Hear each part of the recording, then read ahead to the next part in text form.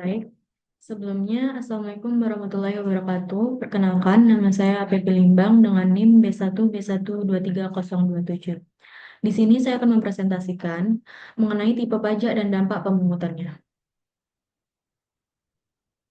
Yang pertama ada pajak langsung dan pajak tidak langsung.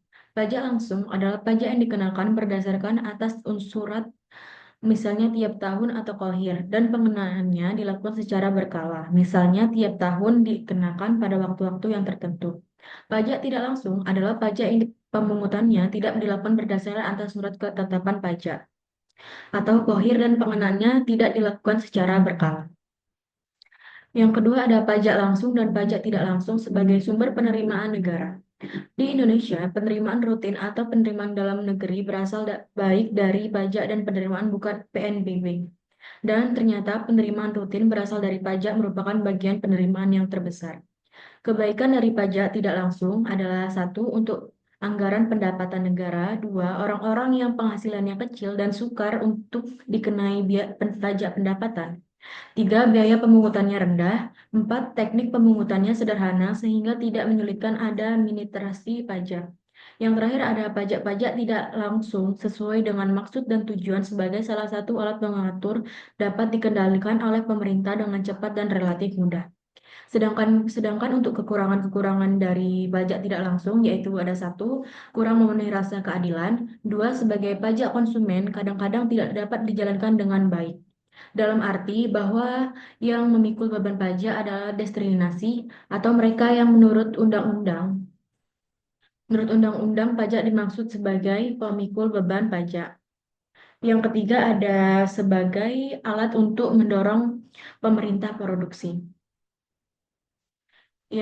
Selanjutnya ada pengaruh pajak langsung dan pajak tidak langsung terhadap kesejahteraan konsumen. Kita bicarakan sekarang bagaimana pengaruh dari pajak langsung dan pajak tidak langsung terhadap kesejahteraan konsumen. Kita misalkan saja pajak penghasil sebagai pajak yang mewakili, pajak langsung dan PPN atau pajak penjualan sebagai pajak yang dikenakan pada setiap satuan barang yang dijual sebagai pajak yang mewakili pajak tidak langsung. Pemerintah ingin meningkatkan penerimaannya dengan menarik pajak dan pemerintah mempunyai alternatif apakah mengenakan pajak penghasilan atau PPN atau pajak penjualan untuk peningkatan penerimaannya itu. Selanjutnya ada dampak pajak terhadap harga pasar dan keuntungan produsen. Satu, pajak persaingan sempurna, ada pajak penjualan per unit atau pajak spesifik, ada pajak lumsum, yang kedua ada pasar monopoli, pajak spesifik, pajak lumsum. Kesejahteraan yang hilang karena pajak. Semua cara pembiayaan pengeluaran negara, termasuk pajak, pasti menimbulkan beban.